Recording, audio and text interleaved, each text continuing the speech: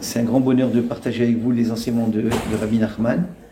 Et Bezrat Hashem, que je nous inspire pour pouvoir transmettre les enseignements du tzaddik de façon correcte et adéquate pour que chacun d'entre nous, on ressorte de là avec une envie de se rapprocher encore plus d'Hachem et de mieux servir Hachem.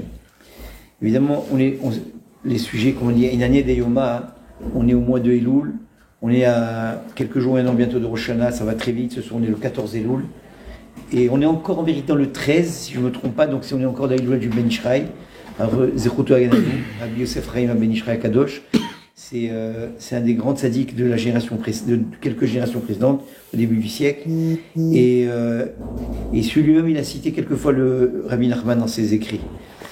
Dans tous les cas, il y a une leçon qui est classique chez Breslev, qui est la Torah Vav de l'Ikouté Moharan, qu'on étudie à Rosh Hashanah ou Erev Rosh Hashanah, qui va parler de l'essentiel de la Teshuvah.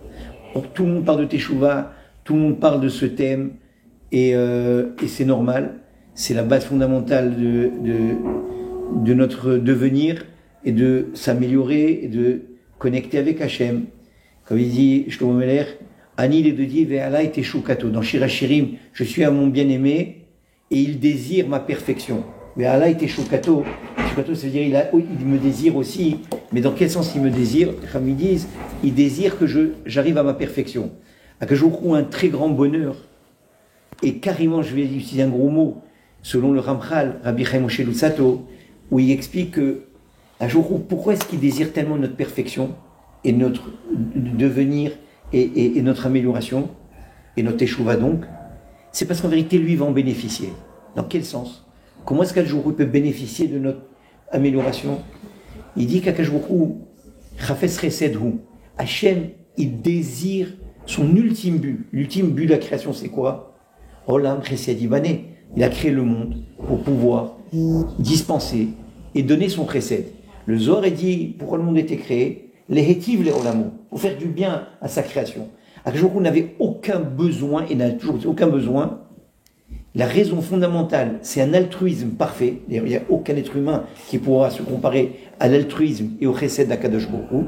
C'est mamash, donner, point à la ligne, pour créer une relation d'amour avec son peuple, avec la création. Et donc, il faut un vis-à-vis, c'est pour ça qu'il crée, parce qu'une relation d'amour ne peut se comprendre que s'il y a une réciprocité et dans le fait de donner et de recevoir, et ça doit être, donc, comme on dit, une autoroute. Ça vient et ça vient. Et donc, Ani les Dodi, je suis à mon bien-aimé, Ve'alai teshukato. Pourquoi il veut ma perfection? C'est très simple. Le Ramchal dit quelque chose de très beau. Et ça peut nous encourager beaucoup à devenir meilleurs, pas rien que pour nous. Parce qu'évidemment, quand on fait le Tikkun Amidot, une des bases de la Teshuvah, Rabbi Chaim Vital, le Talmid du Ari Akadosh, il a raison pour on fait Teshuvah, et on est venu dans ce monde, c'est pour réparer nos midot. Et si on arrive à réparer une mida dans notre existence, on a gagné. On a réussi notre passage dans ce monde. Donc une mida, quelqu'un qui est nerveux ou coléreux, il apprend à se calmer et à ne pas s'enflammer, et ça y est, c'est jackpot. Si quelqu'un c'est un radin, et finalement il arrive avec 1000 façons de délier les cordons de la bourse et faire de la tzedaka et développer de la générosité, alors il a réparé. Et ainsi de suite, chacun fait son compte. D'ailleurs, en parlant du Ben Ishraï, une fois on a posé une question, c'est quoi notre tikkun personnel à chacun? Chacun devrait se poser la question, qu'est-ce que je suis venu faire dans ce monde? Quel est le but de mon existence? Qu'est-ce que je dois réparer? Le Ben Ishraï dit, c'est très simple. Regarde ce qui était le plus dur à faire, c'est ça que tu dois travailler. Si par exemple quelqu'un c'est un Baal Chesed naturel, tu vas lui donner le Zaka, il te sort, il te lave toutes tes poches, il te donne.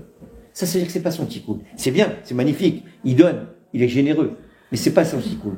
Par contre, si tu dis, regarde, faut que tu te lèves tous les matins à la tfila, et que tu le fasses tous les matins Chatzot, le soir Chatzot, waouh, ça c'est trop, tu es en train de me demander un truc, mission impossible.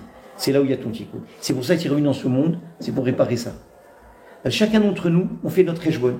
Et c'est sur ça notre teshuva. C'est sur ça qu'on doit s'améliorer. Allah est teshukato. Maintenant, pourquoi il dit le Ramchal? Écoutez bien. Ça va beaucoup, j'espère, nous encourager à faire une bonne teshuva. Il dit parce que Akajoukou, il désire nous donner le bien. Alors imaginez-vous, j'ai un verre. Maintenant, Hachem, il veut le remplir, pas rien que le remplir, mais le remplir au plein, au maximum. Et plus il nous le remplit, et plus il nous donne de son chesed, et plus il nous octroie de ses faveurs et de sa bonté, et plus lui, il est heureux, en tant que donateur, en tant que bienfaiteur. Mais qu'est-ce qu'il nous demande? De venir avec un kéli parfait. Maintenant imagine, tu viens avec un verre qui est fêlé, troué, qui est percé de tous les côtés, et lui il vient, il te verse, il te donne le shefa, l'abondance, mais ça coule de tous les côtés. Lui, il continue à donner, mais tout tombe. Alors, c'est bien, mais c'est insuffisant. Pourquoi? Parce qu'il ne peut pas donner à la mesure de ce qu'il a envie de donner. Lui, il veut non seulement que il te donne, mais que tu aies l'appréciation de ce qu'il te donne, et que, grâce à ça, toi aussi, tu aies vraiment l'usage de tout ce chesed. Mais si quelqu'un, malheureusement, à cause de ses midot haraot, à cause de ses mauvais traits de caractère, par exemple, quelqu'un, on a pris l'exemple de la colère tout à l'heure, kolako eskilo oveda vodazara, tout celui qui s'énerve s'appelle un idolâtre, la Gemara elle dit. Rabbi Nachman nous dit quelque chose d'incroyable. Il dit, sachez-le, que quand quelqu'un doit recevoir une bracha matérielle, il doit recevoir une bracha. Le dernier test pour recevoir cette bracha, il dit Rabbi Nachman, ça va être le test de la colère. Ça veut dire quoi? Hachem, il te prévoit, il te donne une abondance, il va te donner une bracha, ça y est, tu dois recevoir un chèque de 1 million d'euros. Waouh! Magé Alecha, tu as travaillé pour, tu as prié pour, tu as fait tes efforts, voilà. Mais juste avant qu'il atterrisse sur ton bureau ce 1 million, il y a un dernier test. L'ultime test, c'est quoi? C'est la colère. Et si tu passes le test de la colère, tu ne t'énerves pas et tu acceptes l'événement qui va potentiellement te mettre en colère, eh bien sache-le, si tu passes le test, tant mieux, tu ne le passes pas, le chèque il remonte. Au revoir. Ça veut dire quoi? On voit qu'Hachem il veut donner, mais il compte sur nous pour faire un effort. Et c'est quoi cet effort? C'est de réparer nos midotes, se corriger. Et Hachem, son plus grand bonheur, c'est qu'on se corrige pour qu'il en mette le plein au maximum de ce qu'il peut donner. Et Hachem, il n'y a pas de limite dans ce qu'il peut donner. Donc plus on devient parfait, et plus nous, on bénéficie de notre perfection, mais plus on permet, écoutez bien ce que je vais vous dire, on permet à Hachem de faire et de réaliser ce qu'il a de plus cher au monde. C'est quoi? Chefetz Chesed. Il désire faire ce chesed. Hachem, il veut le chesed. Il veut l'amour. Il veut donner. Alors on lui donne l'opportunité. Ça, c'est des idées générales. Maintenant, de façon plus pointue. Et c'est où je vais partager avec vous l'enseignement de Rabbi Nachman. Et Bezrat Hachem, qu'on soit zoché de comprendre le fond et la kavana. Il dit comme ça. Je ne vais pas trop vous lire, juste quelques petits mots. Et après, on va commenter. Qui tsarek kol adam le ma'et bechvod atzmo. Rabbi Nachman, il dit, sache qu'un des enjeux de notre existence, c'est de savoir diminuer notre kavod.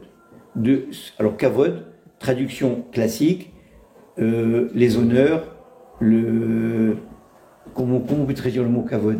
La gloire, l'ego, voilà. On doit diminuer de notre kavod. Ou l'erbod birvod amakom. Et au contraire, chercher à augmenter le kavod d'Akadosh Baruch Hu. Pourquoi? Parce que tout celui qui recherche le kavod, en vérité, il va aller chercher un kavod qui ne s'appelle pas le kavod Elohim, mais le kavod Melachim.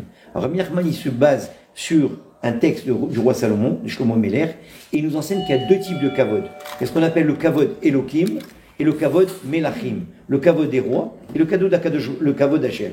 Et il dit, celui qui cherche son kavod personnel, il est rodef après le kavod Melachim.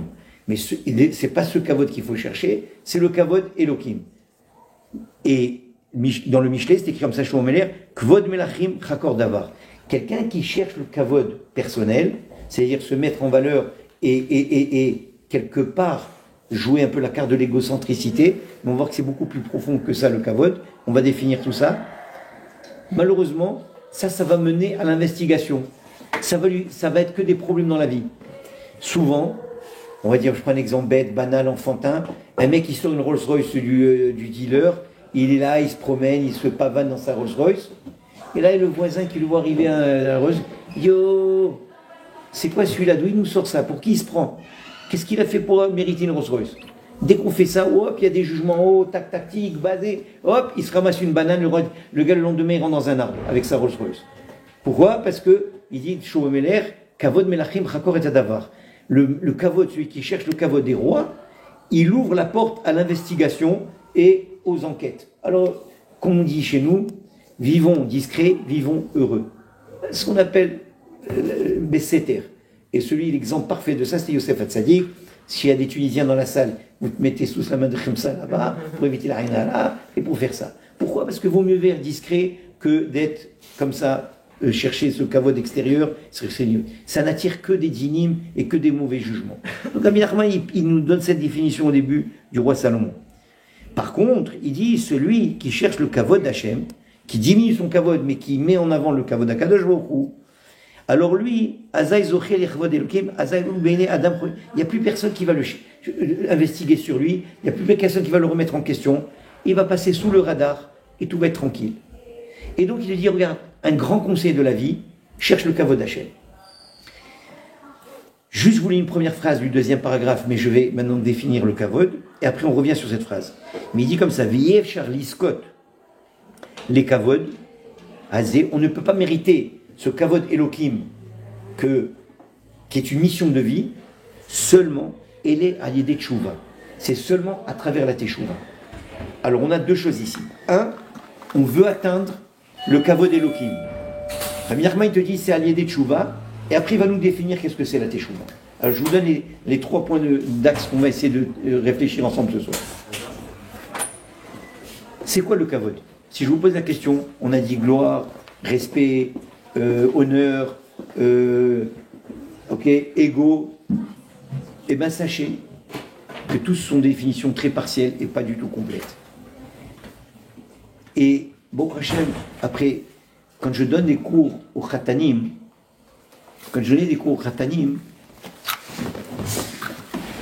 dans mon livre de Rav Shi qui s'appelle Otsara, pas Otsaïra, en tout cas c'est le livre qui est Otsar Shalom Bayit. Là-bas il rapporte cette fameuse Gemara dans Yebamot. La Gemara dans Yebamot est dit comme ça: Adam sarir leoev et ishto kegoufo. Un homme il doit aimer sa femme comme soi-même. C'est normal. Klal gadol batorah v'avtal rakamocha. Tu dois aimer tout le monde comme toi-même. Combien plus ta femme? On est d'accord. Donc aimer sa femme comme soi-même, c'est normal. Mais la Gemara elle enchaîne et dit Vetsarir lechabeda yoter migoufo. Un homme, il doit donner plus de kavod à sa femme qu'à lui-même. Et moi, à chaque fois, je me posais la question, qu'est-ce qu'elle veut dire, cette Gemara? Qu'est-ce que ça veut dire donner plus de kavod à sa femme qu'à soi-même? Alors je me suis dit, bon, moi j'ai l'habitude d'aller, si on est sur la route, par exemple, nous on voyage beaucoup de Montréal vers la Floride, vers les États-Unis, on est toujours dans les routes. Alors évidemment, moi, si c'est pour dormir quelques heures sur la route, je m'arrête dans un petit motel de route qui coûte $50. Si je fais ça, ma femme, elle m'éclate. Pourquoi? Pas du tout. Une femme, il faut une belle chambre, quelque chose de... Elle n'est pas du tout matérialiste, du tout. Mais quand ça arrive à ça, propre, netto, et comme ça. Alors j'ai dit, bon, c'est son kavod, je vais lui donner son kavod, c'est normal. Je pensais toujours que c'est ça un peu le kavod. Mais c'est très loin de ça, c'est beaucoup plus que ça. Ça peut être une marque de respect, une marque de considération envers son épouse, de lui donner le minimum de standard qu'une femme a besoin, parce que nous les hommes, on est un peu éberlués, on est des fois la tête dans la lune et les étoiles, donc on est capable de dormir à la belle étoile et de ne pas comprendre le besoin qu'une femme elle a par rapport à un minimum de standard. Donc dans mais à chaque fois, cette question elle me revenait et je méditais là-dessus pour savoir qu'est-ce que vraiment cette Gemara elle est en train de nous enseigner. Et un jour, je suis retombé sur une autre Mishnah que vous connaissez tous, je vais vous la lire, c'est la Mishnah qui conclut le Perkei Avot. Alors là, quand j'ai vu cette Mishnah, ma tête a doublement explosé. Je vous la partage. Kol ma shebara kashbuchu be'olamo, tout ce qu'Akashbuchu il a créé dans son monde, lo berao et la lichvodo. Tout ce qu'Hachem il a créé dans ce monde, il ne l'a créé que pour son kavod. Quand je lisais cette Mishnah, alors là c'était encore le mystère, il augmente, il triple le mystère. Attends, c'est la Mishnah qui conclut tout le Perkei Avot, le traité de père, le Hava Moussar, la moralité, la morale juive par excellence. Quand on sait que Moshe Rabbeinu, la Torah, qu'est-ce qu'elle elle nous dit toujours? Quelle est la qualité suprême que la Torah elle met de l'avant? Un avant. Pour qui est le représentant de cet anava? Le représentant tzaddik de tous les temps. Moshe Rabbeinu. Ish tzaddik anav meod. C'est le Ish anav meod, Bechila. Elle dit même pas qu'il est tzaddik. De Moshe Rabbeinu, on ne dit pas qu'il est tzaddik, on ne dit pas qu'il est bal chesed, on ne dit pas qu'il est un homme de tfila, un bal tfila, rien. La seule chose que la Torah qualifie Moshe Rabbeinu, c'est d'être l'homme le plus humble. Et parce qu'il avait cette qualité d'humilité complète, alors il était le plus grand de tous.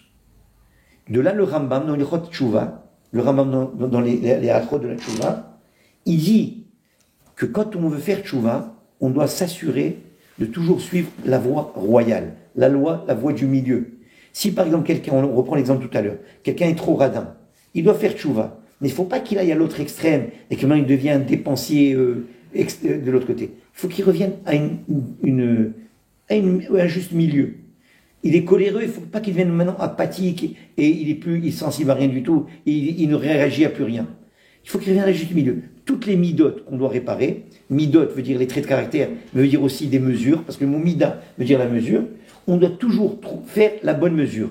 Et nos Chachamim disent la bonne mesure chez un individu, c'est la voie royale, c'est la voie du milieu, c'est là où on a réussi à vivre une vie équilibrée. On n'est ni trop comme ça, ni trop froid, ni trop chaud. Ça va, c'est clair. Par contre, le Rambam, il y a une qualité sur laquelle tu dois aller jusqu'au bout, c'est Amidat Hanava. La seule qualité de toutes les qualités où tu vas être un extrémiste, mais un fanatique, c'est que tu dois vivre l'humilité dans sa plus grande splendeur. Et l'exemple par excellence, c'est Moshe Rabbeinu. Faut un huitième quand même. Hein? Faut un huitième de Gava quand même. 4 tonnes. Bon, ok, 4 tonnes. Ça veut dire quoi? C'est-à-dire que donc la Torah met de l'avant l'humilité. Maintenant, et on nous a bien rentré ça dans l'esprit, l'importance de vivre cette mida. Et là, qu'est-ce qu'on nous dit? Qu'est-ce qu'il fait à Kadosh Baruch Hu? Tout ce qu'il a créé, il a créé pour son kavod. Waouh! Moi, je croyais ça, je bien sûr. Mais c'est l'inverse de la nava, ça. J'ai tout créé pour ma gloire. Ça a plus l'air d'un dictateur qui est en train de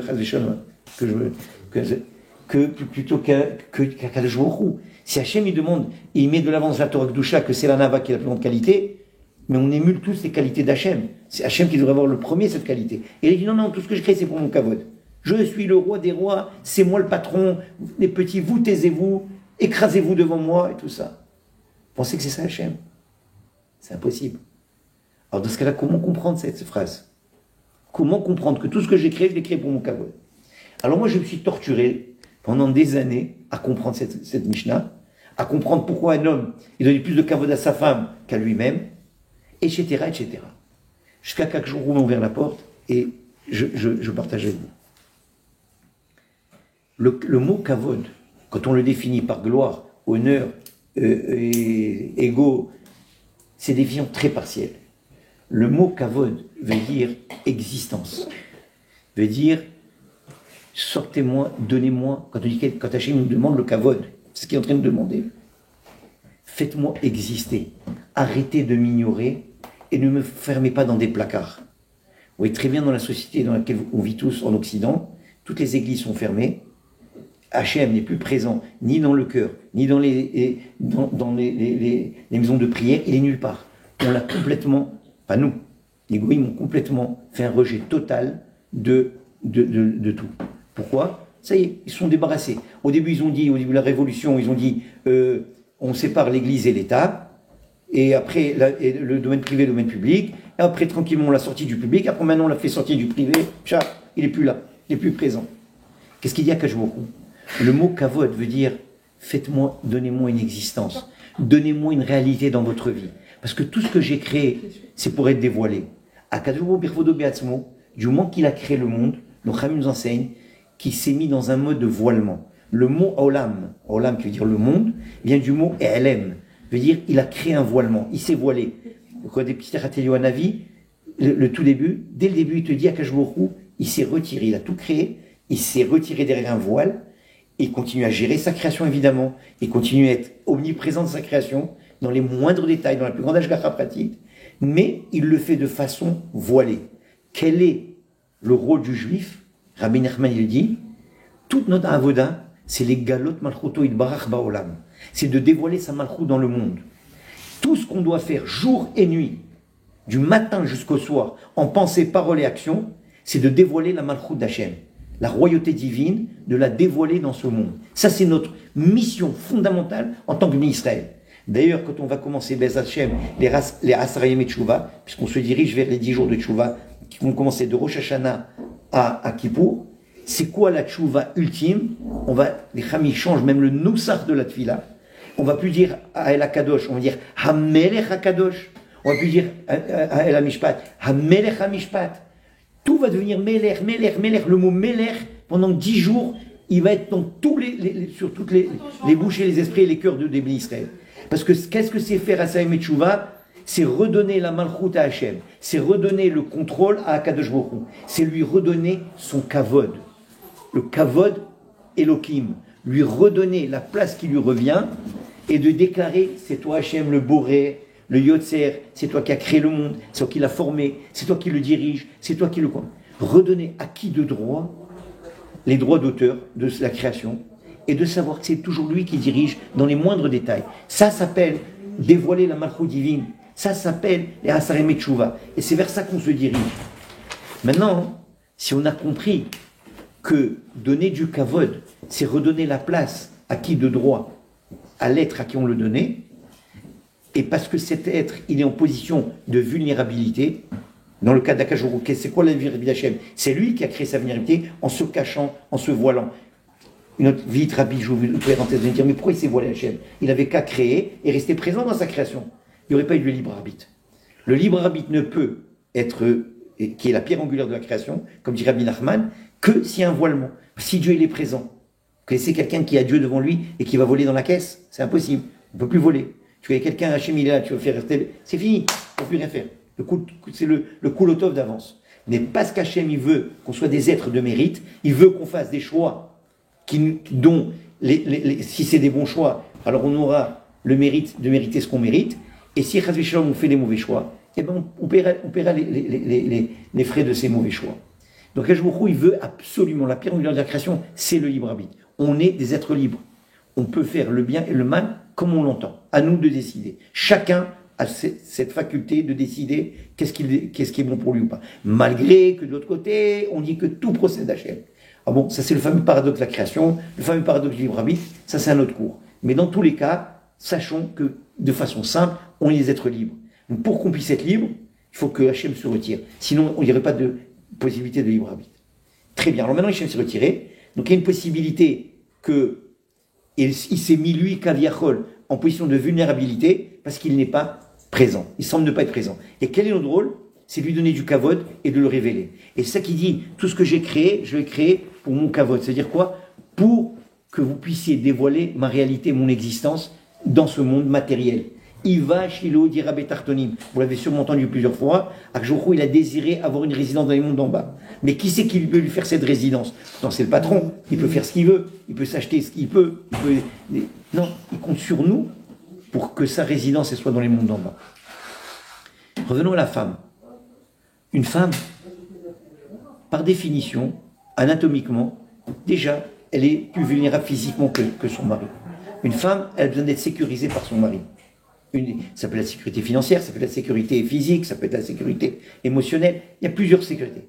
Donc la femme, quelque part, elle a besoin que son mari, et c'est ce que j'ai toujours à mes khatanim, qui se marient, je dis le rôle de l'homme, un des rôles essentiels, et pourquoi la Torah nous dit de lui donner plus de kavod qu'à soi-même, elle est quelque part vulnérable.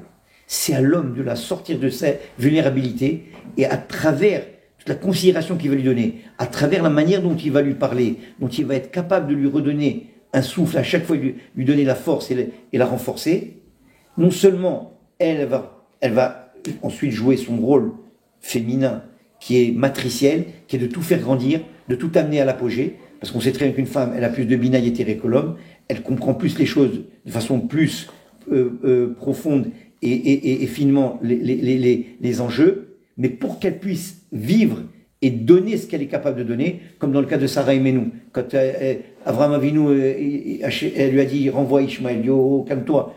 Il est allé voir Akadosh Baruch Hu, je lui ai dit, oui, Ishma Bekola, écoute-la, elle sait mieux que toi ce qu'elle dit.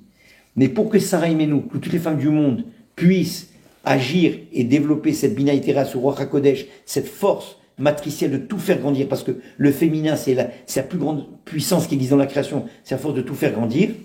Il faut d'abord que l'homme, d'abord, il la sécurise.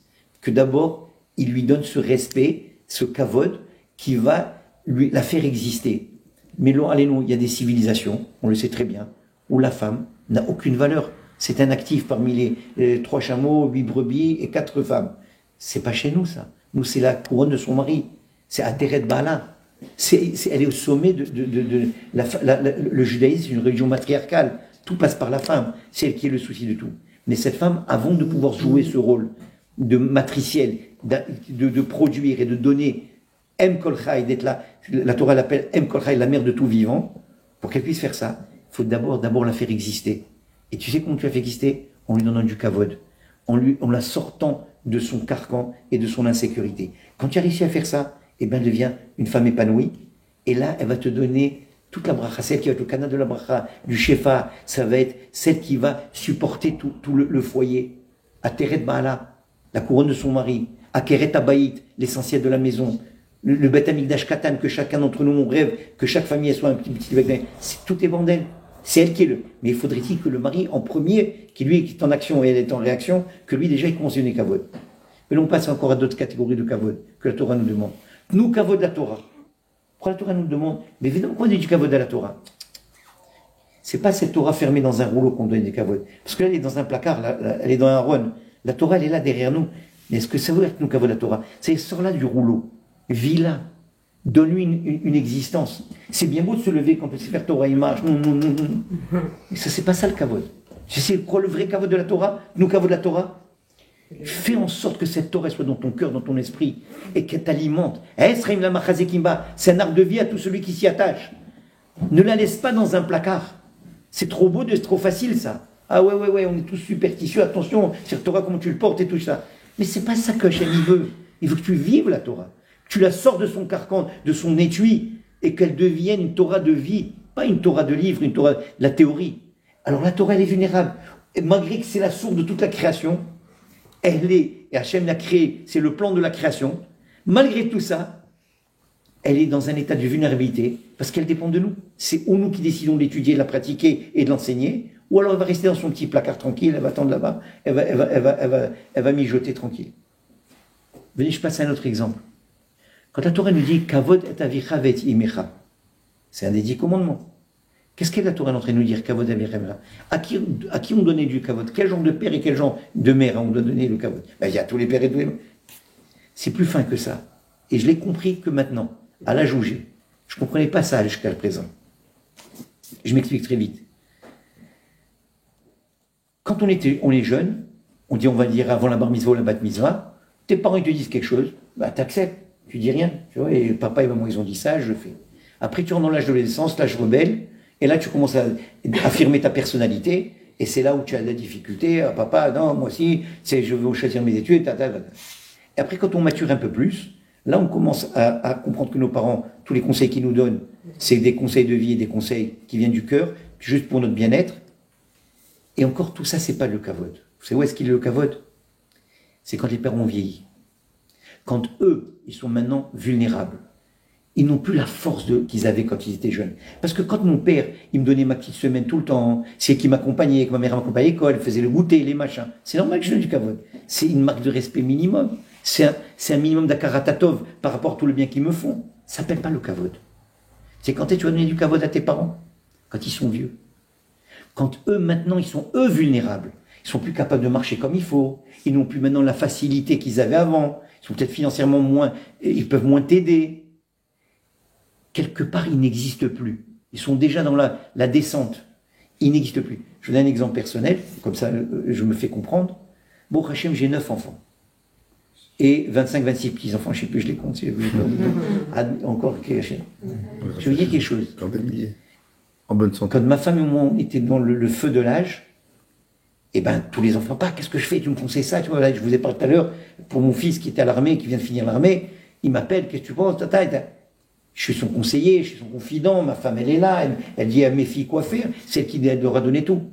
Mais maintenant ils sont mariés, à part le petit dernier. Maintenant chacun va voir son conjoint, chacun demande à son conjoint quoi faire, et nous, ma femme et moi, comme si ça y est, on est, pas qu'on n'existe plus, mais ça y est, on n'est plus les premiers sur la ligne, on est à l'arrière-scène. Et quelque part on devient inexistant. Aux yeux de nos propres enfants. Attention, j'ai des enfants hyper respectueux. Je peux pas vous dire à quel point, mais ils m'embrassent la tête et la main tous les jours. Mais quelque part, ça y est, je commence à prendre du recul. Et donner du kavod à son père et à sa mère, c'est justement quand eux, ils sont déjà dans une phase où ils n'existent plus, ils sont plus tellement importants, où maintenant il y a d'autres enjeux, il y a d'autres êtres qui sont entrés dans ma vie et qui ont pris le rôle de père et de mère. C'est la choupa. Moi, j'ai toujours au khatanim. Qu'est-ce que tu vois comment les parents ils accompagnent le khatan?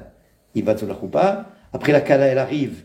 Le khatan il vient, il ramasse la kala, il la remonte sur la choupa. Mais après, qu'est-ce qui se passe? Le khatan et la kala, ils s'en vont et les parents ils restent derrière sur la choupa. C'est-à-dire quoi? Il y a eu une chaîne d'échange. Et là, d'ailleurs, la Gemara elle parle que une fille, elle est sous le réchoute de son père, et le soir du mariage, elle passe du réchoute du père au réchoute du mari. Il y a un changement complet. Alors quelque part, le parent n'existe plus. Alors la Torah avait dit quoi? Kavod adavecha vetemecha. Donne du kavod à ton père, à ta mère. Fais-les exister. Même s'ils sont vieux, même s'ils sont sur chaise roulante, même s'ils sont comment ils sont. Donne-leur de l'importance. Va faire semblant que, moi je leur dis, va faire semblant de leur donner, papa, qu'est-ce que tu en penses? Maman, qu'est-ce que tu en penses? Rien qu'ils sentent qu'ils ont encore quelque chose à dire, quelque chose à exprimer, quelque chose à... Valorise-les. Continue à leur donner ce titre de père et de mère. Et la Torah va plus loin. Même quand les parents sont morts, Améavesserait pour nous tous. Le vrai kavod ultime, les Shem Shamaïm, c'est quand ils sont plus là, et tu les fais exister à travers tes actions et tes misot et tes ma'asim tovim dans ce monde. C'est-à-dire que si tu veux qu'ils existent là-haut, qu'ils montent là-haut, fais des choses à leur nom, et fais-les exister à travers tes actions. Donc le kavod c'est quoi? C'est faire exister l'autre. C'est donner la place à l'autre. Akajuru birvodo biratzmo. Le premier acte de création d'Hachem, c'est quoi? Nous dit le Harizal. C'est un acte de tzimtzum, un acte de contraction. Hachem, il s'est contracté, il occupait tout. Imaginez-vous la lumière infinie de Dieu qui occupe tout l'univers, plus que l'univers, au-delà de tous les univers. Infini. Et là, qu'est-ce qui fait que il se contracte et il crée ce qu'on appelle un espace vacant. En hébreu, ça s'appelle Chalal Hapanou. Un espace vide de la lumière. Et dans cet espace vide de lumière, les mondes vont être créés. Adam Kadmon, Atzilut, Beria, Yetzira, Asiya. Ishtashelou de Olamot, Et là, nous, on est dans le milieu, c'est le Olam Agashmi, le Olam matériel. Mais qu'est-ce qu'il a fait à Kajoukou? Pour que nous, on existe, qu'est-ce qu'il fait Hachem? Il s'est retiré. Il s'est retiré. Parce que s'il ne se retire pas, il n'y a pas de place pour nous. Prenez l'exemple. Une femme, sa matrice. La matrice en hébreu s'appelle le Rechem. Rechem, ça vient du mot Rachmanout. La plus grande forme de Rachmanout, c'est de donner la vie. C'est pour ça que le Rechem, la matrice, s'appelle Rechem. Parce qu'elle va donner la vie, c'est le plus grand don que tu peux faire, c'est le don de la vie. Maintenant, une femme, quand elle tombe enceinte, sa matrice, elle s'ouvre. Et le fœtus, il se développe. Quand on dit une femme, elle a fait une fausse couche, c'est que la matrice s'est refermée. Il n'y a plus de place au fœtus, il y a une fausse couche. Et tant que la matrice est ouverte, eh ben le fœtus, il peut bien se développer, et il y aura un beau petit bébé qui sortira à terme après 9 mois. Donc, qu'est-ce qu'est l'enjeu? L'enjeu, c'est que la matrice reste ouverte, et que le bébé se puisse développer. Un des enjeux, évidemment, il y a 2 enjeux, mais l'enjeu principal, c'est que ça reste ouvert. À Kajuru, Birvodo, Biasmo, il se contracte en permanence, Kaviachol, si on peut utiliser cet exemple, pour laisser la place à la création. Nos Chachamim nous disent, si jamais Hachem, il arrête de faire son tzimtzum, cette contraction, et de maintenir la lumière sur les côtés, cette lumière revient, elle remplit tout l'espace, il n'y a plus de création. Le monde, il disparaît comme ça, en un instant. La Nekuda, c'est quoi? C'est qu'un jour où il est tout le temps, en permanence, en train de faire un retrait de son kavod, un retrait de son existence, un retrait de sa lumière pour nous laisser exister. Qu'est-ce que toi tu dois faire à ton tour pour que lui aussi il existe dans ton cœur? Qu'est-ce qu'il dit David Améler? Velibi halal bekirbi. Dans mon cœur j'ai fait un espace vacant. J'ai enlevé toutes mes tavotes, tous mes désirs malsains, tous mes fantasmes. J'ai enlevé, j'ai fait un halal bekirbi pour qu'Hachem y réside dans mon cœur. Ve'asul mishkan ve'sharanti betocham. Faites-moi un mishkan, je vais résider parmi vous. C'est comment tu fais un mishkan? Tu émules Hachem, tu imites Hachem. Toi aussi, c'est ce que tu vas faire. Tu te retires. Toi aussi, tu laisses la place à Hachem dans ta vie. C'est ça l'idée d'être humble. C'est quoi l'humilité au sens de la Torah? C'est de laisser un espace à Kadosh Baruch Hu. Arrêtez de vouloir tout contrôler. C'est que la pire mida, c'est les êtres qui veulent tout contrôler. Les talibans. C'est lui qui prend tout. Moi, je fais, c'est moi. Il n'y a que moi, c'est le patron. I and myself and myself. C'est qu'on tombe dans le I. En anglais, on dit I, c'est la plus petite lettre. C'est le I. Même en français, c'est la plus petite lettre. Mais combien elle est vicieuse, cette petite lettre? I, en anglais, ça veut dire moi. Me, myself and I. iPad, iPhone, iMachin. Vous voyez le petit i d'où il vient? Ouais. En plus, avec la pomme de croquet de Adam Arishon, le Nahash là-bas. Alors, tout ce i là, il est très très vicieux. Il est petit, mais il fait toute la catastrophe. Parce que c'est quoi i? I, c'est moi. C'est le Ani. C'est mon ego, c'est moi qui compte. C'est mon égocentrisme. Toute la Torah, écoutez bien, qu'est-ce qu'elle nous demande de faire? Toute notre avodat amidot, tous nos tikkunim, toute notre teshuva, tu prends le mot Ani. Comment on écrit Ani? Aleph, Nun, Yud. Tu sais quel est le travail? Tu prends le Yud de la fin et tu le mets au milieu. Qu'est-ce que ça veut dire? Aïn. Aïn va Ephes. Nul et non avenu. Tout le travail, c'est de passer du Ani, de l'ego, de l'être qui veut absolument tout contrôler, que tout est écrit pour moi. Au contraire, Chazvé Shalom. Écrase-toi, laisse Hachem diriger le monde. D'abord, il va mieux le diriger que toi. Toi, assis-toi sur le siège passager et laisse Hachem conduire. Tu vas voir que tu vas arriver à destination. Mais si tu fais le malin et tu veux absolument conduire, tu vas te retrouver dans le décor et on en reparlera de ce voyage. Ok? Alors laisse Hachem contrôler ta vie. Laisse l'Ashgacha se réaliser. Tu n'as rien que fait que prier. Enjoy the scene. Profite de la scène et du décor et du paysage. Et rien que remercie Hachem, merci Hachem. Ouais, j'aime bien ces montagnes, j'aime bien ce pâturage, c'est mignon. Rien que profite et remercie. Et laisse Hachem conduire. Le problème qu'on a tous, depuis la faute d'Adam Arishon, c'est qu'on est devenu, ce qu'on appelle en anglais, un contrôle trip. On veut tous contrôler. On veut contrôler nos femmes, on veut contrôler nos enfants, on veut contrôler nos associés, on veut contrôler le rabbin, on veut contrôler tout. Moi, je connais à la synagogue chez nous, c'est la blague. Le gars, il achète son abonnement annuel $300 et c'est lui qui doit tout dire au rabbin quoi faire. Il dit, mais pour qui tu te prends? Mais j'ai payé mon abonnement. Et alors, tu as payé ton abonnement? Pour qui ça? Tu es devenu le patron de la synagogue avec l'abonnement annuel? Tu n'as pas acheté le rabbin. Tu n'as pas acheté le rabbin avec lui dans l'abonnement. C'est-à-dire, on a malheureusement cette midara, c'est à l'intérieur de chacun de vouloir contrôler tout. Et surtout contrôler notre destinée et dire ah non, si ça ne passe pas comme ça, eh ben, je vais déprimer. Eh ben déprime parce que c'est ton problème, parce que tu es un désir contrôlé. Parce qu'Hachem lui te réserve des cadeaux et toi tu viens avec tes chokhmot, avec ta sophistication intellectuelle et tu as décidé que ton bonheur c'est comme ça qu'il doit être. Et qui t'a dit que c'est ça ton véritable bonheur? D'où tu sais où est ton bonheur? Comment tu sais que c'est ça qu'Hachem, ton tikkun dans ce monde et ta réparation et ta shlichut, qu'est-ce qu'il est venu faire, qu'est-ce qu'il n'est pas venu faire? Laisse Akadosh Baruch Hu gérer ta vie. C'est lui qui t'a créé. C'est lui qui sait exactement pourquoi tu es venu. Dès qu'on remet la malchoute à Akadosh Baruch Hu, remettre la malchoute, c'est lui redonner le contrôle. Qu'on dit Amalchout shelechahi, la malchoute elle est à toi, le contrôle est à toi, l'autorité divine elle te revient. Amalchout shelechahi, malchout lamim, moem shaltecha berdor vador. Malchout lamim, ta malchoute elle est en elle. Alors qu'est-ce qu'on voit ici? Quelque chose de phénoménal. Akadosh Baruch Hu, pour que nous on existe et qu'on ait une réalité, il se retire. Il joue la carte de l'humilité. Qu'est-ce qu'il attend de nous? La réciprocité. Que lui aussi il existe à l'intérieur de notre cœur. Que lui aussi il existe dans nos esprits. Que lui aussi il existe dans notre réalité. Que notre maison, ce soit véritablement un Bet Mikdash Me'at. Que la présence divine, elle soit là à la maison. Comment? Quand on enlève toutes les saloperies qu'il y a dans les maisons. Quand on fait une maison cachère, un Beit Yehudi, avec toutes les conditions. On vient de créer maintenant un makom Ashrina, un makom où la Shrina peut résider et sourire. Et que sache-le, si tu as la Shrina chez toi, tu as la bracha pareil. Tu auras le Shalom Bayit, tu auras la Parnassa, tu auras des enfants équilibrés, tout va fonctionner. Parce que tu as su te retirer, tu as su enlever tes tripes de télé. Quand ils vont des fêtes dans des maisons maintenant, tu vois des télés qui vont d'un bout du mur à l'autre. Des écrans géants, mais c'est méga géants. Et malheureusement, en tout cas, tant qu'ils sont noirs encore, ça va. C'est un papier peint, mais après quand ça s'allume, tout ce qui sort là-bas, qu'avec toutes les saloperies qui sont dans ces écrans, après que la Shekhinah, elle va résider. Aujourd'hui c'est les téléphones, c'est encore pire que la télé. Le téléphone c'est encore pire parce que lui il est encore plus vicieux, c'est le petit aïe lui, ce petit aïe qui rentre partout. Alors ici, le message est simple, quand Akajour dit, quand Rabbi Nachman dit l'essentiel, la Teshuvah, c'est de donner le kavod Elohim, de rechercher le kavod Elohim plutôt que le kavod Melachim, c'est retire-toi et laisse la place à Hachem. Parce qu'Hachem, lui, il le fait pour toi. Pour que tu existes, lui, il se retire. Pour qu'il existe dans ta réalité, toi aussi, retire-toi. Et ça s'appelle en français, en bon français, la coexistence. Et comme ça, les deux, on est ensemble. Et on fonctionne ensemble. Maintenant, il dit Rabbi Nachman, et là, on passe à la partie la plus importante du cours. Veillez, cher Liskot, la kavod azé, on ne pourra pas mériter ce kavod Elohim. Et là, allié des tchouva, seulement si on fait tchouva. Et regardez cette définition de la tchouva, c'est une bombe atomique. Concentrez-vous. Il dit, l'essentiel de tchouva, Chez Ishma Biziono, Idom Vishtok. L'essentiel de la tchouva, c'est qu'un homme, il écoute son humiliation, Idom Vishtok.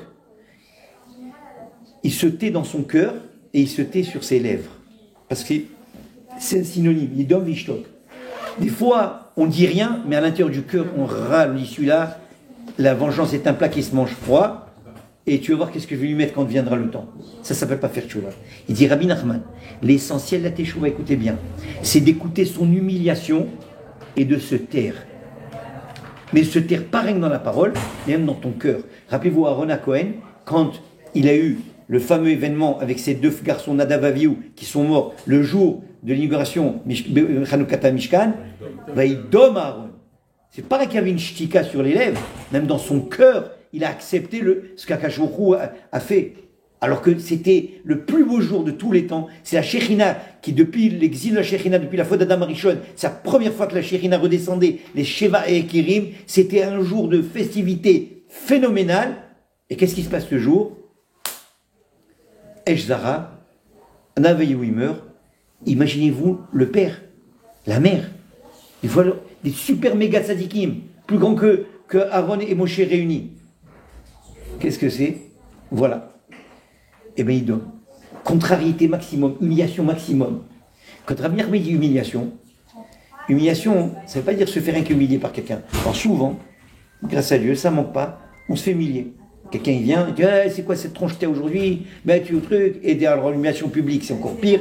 La personne dit il vaut mieux tuer une personne une fois puis que l'humilier en permanence, parce que l'humiliation c'est un serial killer, c'est un tueur à gages, c'est un tueur en série, parce que tu rougis, tu préfères des fois que la terre s'ouvre plutôt que vivre cette humiliation, il faut en public et comme ça.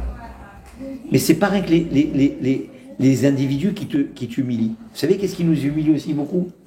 Qui nous contrarie beaucoup? C'est les contrariétés de la vie.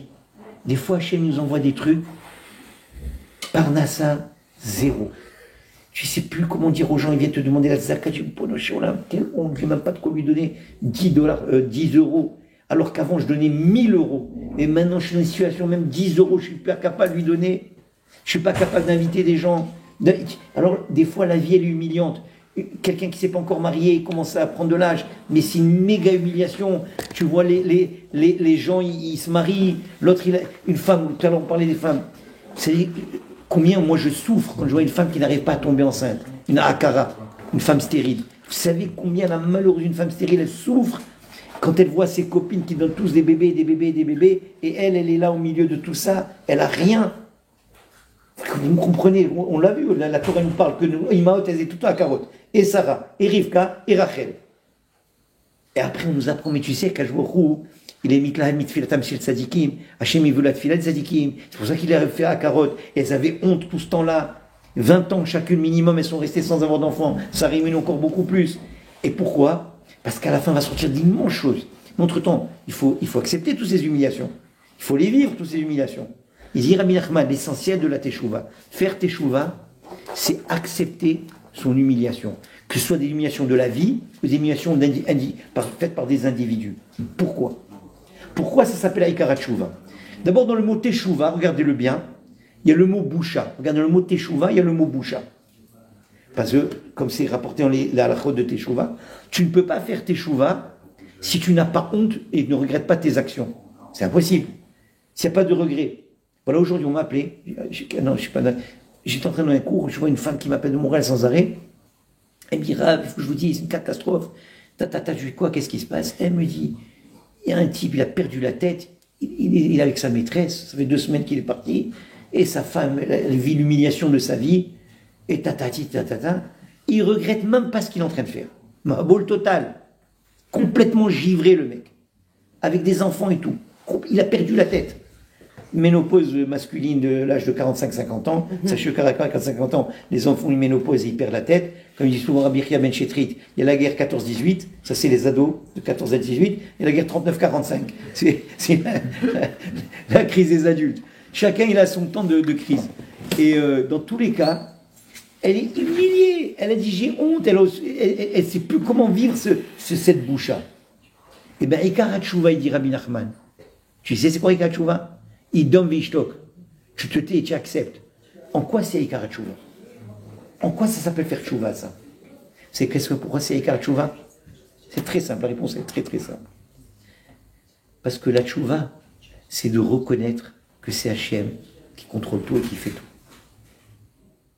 Et si tu acceptes l'humiliation, qui est la chose la plus difficile à accepter, parce que quand on est humilié, qu'est-ce qui est humilié? C'est notre kavod qui est atteint, c'est notre ego, notre fierté. Et qu'est-ce qu'on dit? Les neshamot, ils viennent d'où? Mitachat kisa kavod. Notre âme, elle vient d'en dessous du trône de kavod, du céleste. Ça veut dire que notre essence, c'est le kavod. Et si tu touches à mon kavod et tu m'humilies, si tu me tues, tu viens de m'enlever la neshama là. Tu viens d'affecter la chose. Moi, je suis avocat de métier. Bon, je ne pratique plus le droit, mais je vous sais, je me marie tout le temps. Ça arrête. Avec nous, les Marocains, ça n'arrête jamais. Un mec qui débarque au bureau, ouais, je veux le poursuivre. Tu sais comment il m'a insulté à la synagogue? Tu sais ce qu'il m'a fait celui-là? Je prends une poursuite en diffamation et perte. Tu sais, j'ai dit, ouais, très très bien. Alors, je le voyais venir tout de suite. Tu sais que c'est $400 de l'heure. Je dis quoi? $400 de l'heure? Même pour moi? Je dis non, c'est des longs cas et ça prend au moins 200 heures pour traiter ce dossier. Bon, tu sais quoi? Après tout, laisse-moi réfléchir, je reviens. Et il se tirait là-bas. Mais tu le voyais arriver en furie. Pourquoi? Parce que son kavod, il a été touché. Les gens qui vivent avec le kavod, c'est la mort. C'est la mort. Je voudrais te raconter une histoire que j'ai vue quand je faisais avec un chauffeur de taxi, mais je vais m'empêcher de la raconter ici. Bref, dans tous les cas, et te dire, Rabbi Nachman, c'est justement là. Si tu comprends que tout procède d'Hachem, et que c'est vraiment tel le véritable maître du monde, et que c'est lui qui est le faiseur de l'histoire, et que tout est sage, gara pratit, et qu'en vérité tout arrive pour le bien, à Kol et Tova, Kol HaKaval et Tova. Comme dit Rabbi Akiva, nous l'a enseigné, comme on l'a vu avec Iz, Gamzo, avec tous ces grands maîtres d'Israël, qui nous ont appris que tout ce qui nous arrive est pour le bien absolu. Alors c'est facile en théorie de vivre ça. Tu dis, ah ouais, la Kol et Tova, bien sûr, la Kol et Tova. Mais dès que tu te ramasses une banane dans la tête, et ton kavod il est affecté, ton essence, ton être est touché, mais regardez les gens, comment ils réagissent. Vous avez entendu parler déjà des crimes passionnels. Qu'est-ce que c'est un crime passionnel? C'est quelqu'un qui vient et qui tue parce qu'il a été touché dans sa plus profonde essence. Il ne peut pas résister à cette humiliation. Et il commet. Regardez dans certaines civilisations combien il y a ce genre de trucs. Le kavod de la famille, le kavod de l'honneur de la tribu. C'est du n'importe quoi. En ce nom, on tue les autres. Et on fait des pires actions. C'est parce qu'on a enlevé Dieu de l'équation. Quand on agit comme ça, c'est qu'Hachem n'est plus dans l'équation. Et on le fait au nom de Dieu. C'est pas vrai. Hachem ne veut pas ça. Au contraire, tu sais ce qu'Hachem il veut? C'est que tu es en train de passer des tikkunim. Cette humiliation que tu as reçue, c'est ta réparation. Tu ne sais pas ce que tu as fait dans les jours précédents. Tu ne sais pas ce que tu as fait à ta belle-mère la veille. Tu as oublié ce que tu as dit à ta belle-mère, comment tu l'as humiliée. Et bien maintenant, on va t'humilier à toi, à ton tour. Et tu vas réparer ça. Et tu vas le reconnaître. Moi, personnellement, je fais très attention à ça parce que cette leçon, je l'ai appris depuis longtemps. Et tu vois combien c'est important de donner du kavod à tout le monde. Même qu'est-ce que le Khami nous dise, nous, kavod, la briotte. Donne même du kavod aux gens les plus ordinaires, les plus simples. Tu es dans la rue, tu marches dans la rue. Tu es un bonhomme qui est en train de nettoyer la rue. Donne-lui du kavod. Dis merci monsieur, vous nettoyez le domaine public. C'est gentil de votre part. Tu ne sais jamais si ce type-là, un jour, il va peut-être te sauver la vie. Il y a plein d'histoires du Baal Shem Tov comme ça, où il a donné du kavod à des petits, et plus tard, ça s'est avéré que ça hyper bénéfique. Mais on ne le fait pas pour l'intérêt. Parce qu'il est aussi créé à l'image de Dieu.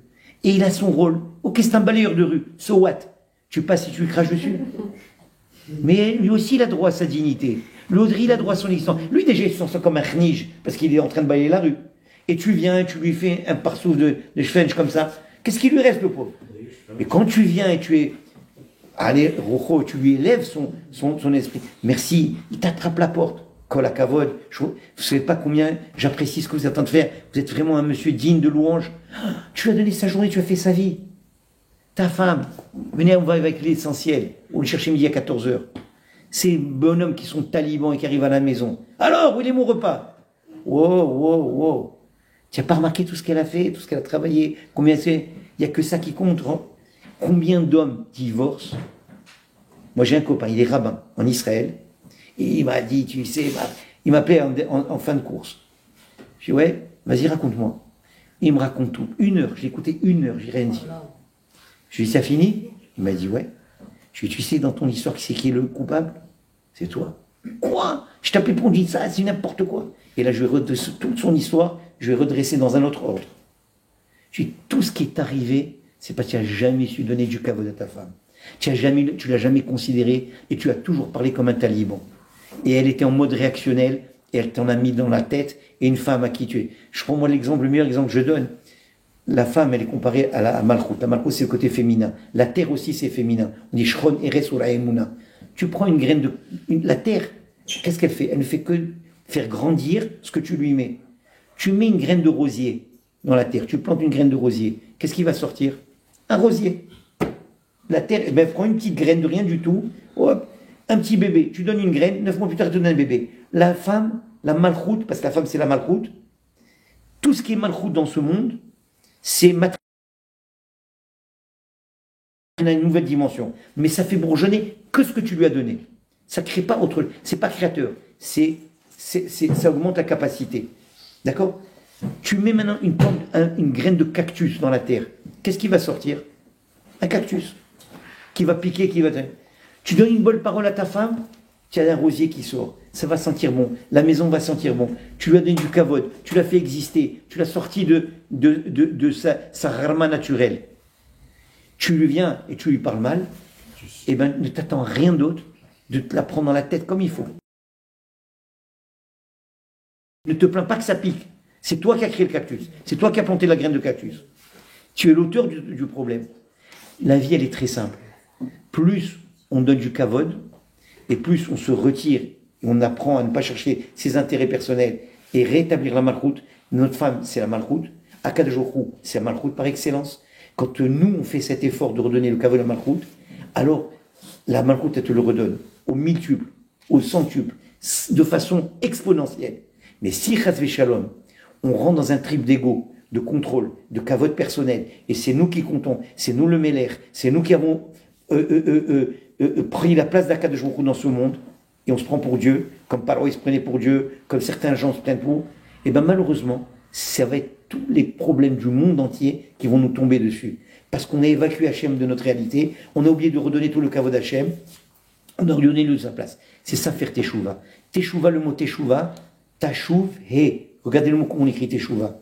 Ramène le He. C'est quoi ce He? C'est quoi Tashuv He? C'est ramène la malchoute d'Hachem. Rétablis la malchoute d'Hachem. Rétablis le kavod d'Hachem. C'est ça faire Teshuvah. Dans l'essence de la Teshuvah. Redonne la couronne à qui est de droit. N'usurpe pas la couronne du roi et arrête de te faire passer pour le roi. Tu n'es pas le roi. Tu es le Ben Meler. Tu es le prince. Tu es le fils du roi. Tu es une Bat Meler. Tu es la princesse. Mais le roi, il reste le roi. Et n'essaie pas d'usurper son poste et de faire un coup d'état et de prendre la place. Teshuvah, c'est ramener le Quel He. Parce que le nom d'Akadosh Baruch Hu, Yud Ke Vav Ke. Le Yud, il est associé à Chokhmah. Le premier He, il est associé à la Bina, qui est le côté féminin. Le Vav sont les 6 séphirotes qui sont. Et le dernier He, c'est la Malchut. C'est l'aspect féminin. C'est le deuxième He qui est féminin. Les deux He, ce sont des lettres féminines. Une, c'est Léa, en bas, c'est Rachel. Ces deux He du nom d'Hachem sont les lettres féminines. C'est pour ça que quand Sarah, elle ne pouvait pas tomber enceinte, qu'est-ce qu'il lui dit à Kajorou? Le nom de Sarai, il lui a enlevé le Yud, il lui a mis un He. Elle est devenue Sarah. Le He, c'est la fertilité. C'est pour ça qu'on met toujours le He là, comme ça. C'est la fertilité, c'est l'abondance, c'est la bracha. C'est M. Kolchai. Mais établis ce He et n'oublie pas d'où il vient ce He. N'oublie pas d'où vient cette abondance. Cette bracha, elle vient d'Hachem. Et comment tu vas le savoir? Comment tu vas savoir que Béhémet, tu reconnais le contrôle d'Hachem? C'est ce que Rabbi Nachman nous enseigne. C'est que quand tu vas te faire humilier, tu ne réponds pas à l'humiliation. Parce que tu comprends que ça vient d'Hachem. Tu comprends que c'est lui qui est en contrôle. Et que si tu envoies cette humiliation maintenant, non seulement tu t'énerves pas, parce que tu t'énerves, tu deviens un idolâtre. Pourquoi on dit quelqu'un qui s'énerve, il est idolâtre? C'est quoi un idolâtre? C'est quelqu'un qui a évacué Hachem de la photo. Il croit en une autre force, une force étrangère. Donc si tu t'énerves pas, tu tombes pas triste, parce que voilà une autre marque de preuve que tu acceptes tout. C'est pour ça que des fois on dit que les Breslev sont un peu tarés. Ils sont toujours en train de danser. Tu dis, moi ça va, arrête de danser, de chanter. Tu vois que c'est sérieux maintenant. Qu'est-ce que c'est quoi? Et alors, Rabbi Akiva, quand il a vu à la discussion du Beth Amikdash, plus grand que Rabbi Akiva, il n'y a pas. Mais il a dit la Gemara dit des fois il était même plus grand que Moshe Rabbeinu. Quand il a vu le Shoual, le renard sortir du Beth Amikdash qui avait été détruit, tous les Chachamim en train de pleurer de Gzder, et lui en train de dire Odou Hachem Kitov Lasdo, béni soit Hachem, de rire, de rigoler. Et Chachamim, mais comment tu peux rire devant une scène pareille? T'es normal ou pas? Il dit, parce que moi, je ne vois pas ce que vous voyez. Vous voyez la destruction, moi, je vois la reconstruction du troisième Beth Amikdash déjà. C'est toute une question de perception. Ta perception crée ta réalité. Et si tu comprends que tout procède d'Hachem, et que tu mets ta émouna Kajouroum, eh ben, tu ne t'énerves jamais, tu acceptes l'humiliation, tu restes toujours Bessimcha, tu l'as jamais la joie, parce que ça va être ton baromètre de émouna. C'est très facile de dire, Tzadik Be'emunato Erie, on vit avec la émouna. Mais d'où tu sais que tu as toujours la émouna? C'est ben, que tu restes toujours Bessimcha. Vous savez que les gens qui sont déprimés, ils sont des égoïstes et des êtres absolument qui n'ont rien compris. Ah, le pauvre, il est déprimé, mskin. Il n'est pas mskin, c'est son problème.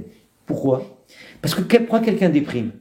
Parce que lui, il aurait voulu que sa vie elle soit dans cette direction. Et d'un coup, sa vie elle prend une autre direction. Comme ça ne va pas dans le sens que lui, il aurait voulu que ça aille, il déprime. Mais qu'est-ce qu'il est en train de dire en déprimant? Ah, j'aime pas ce que Hachem est en train de faire. J'aime pas la manière dont Hachem dirigeait ma vie. Et donc maintenant, j'ai toutes les raisons de déprimer, j'ai toutes les raisons de me victimiser, j'ai toutes les raisons de devenir un râleur. Et voilà, eh ben, je râle et je suis chenf et je resterai comme ça jusqu'à que les choses changent. Mais tu fais exactement l'inverse de ce que la Torah attend de toi, ce qu'Hachem attend de toi. Les choses ne vont pas dans ton sens, eh ben c'est pas grave. Continue à être sa mère Véroked, continue à prier. Ici, quelque chose ne t'est pas encore, tu pries pour quelque chose n'est pas encore arrivé, eh ben prie encore, c'est que tu n'as pas assez prié. Continue à prier, continue à rester simra. La joie, elle attire le positif, la tristesse, elle attire que le négatif. Et après, ne te plains pas que ta vie, elle sombre dans les plus. Tu es le faiseur de ton histoire. C'est toi qui crée ta réalité à travers tes réactions par rapport aux événements. Si tu comprends que tout procède d'Hachem, c'est En Od Milevado, il n'y a que lui et seulement lui.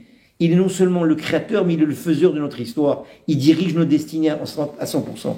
Tu vois, alors à quoi je sers? Alors, si Hachem fait tout, où est le libre arbitre? Alors écoutez bien, je termine avec ça. Et si je vous laisse là, si vous avez des questions, on passe. Définition du libre arbitre simple et pratique. Ramim dit Akol bidei shamayim, chutz mirat shamayim. Tout vient du ciel, à part la crainte du ciel. Définition moderne. Vous me voyez? C'est moi qui ai choisi d'être comme ça? Pas du tout. Mon profil génétique, je l'ai reçu.